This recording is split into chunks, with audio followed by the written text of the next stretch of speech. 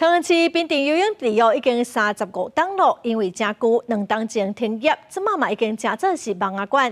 市长张善政就决定讲要来拆掉起社会主体哦，未来会有运动中心、活动中心哦，佮提供400户的主体。建物设施牢固，损坏严重，更衣室、厝顶也佮有阿毛土甲落落来。桃园滨田游泳池2年前停业到即马，抗力无用变做网牙馆。市长张善政确定会改建做复合式社会主体，也毋过在地居民也是希望保留游泳池。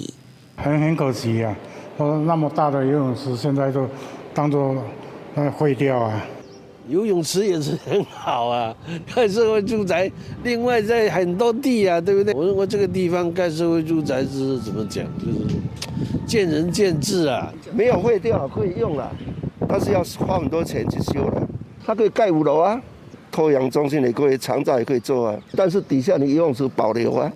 滨田区游泳池完工到即马35年，相继进前由滨田市公所兴建管理，包括50公尺户外游泳池甲更衣室办公室建物，附设2座棒球场、1座篮球场，面积约1公顷。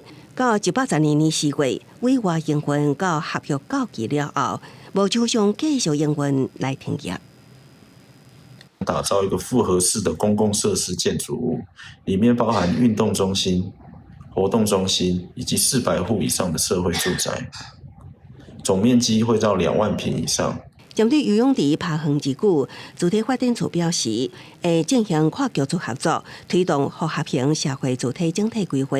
后手会加速办理设计甲工程发包作业，设置几百个汽机车停车位，也保留室内外运动设施场域。目标预计2031年社体完工会当大入去。公视新闻采访报道。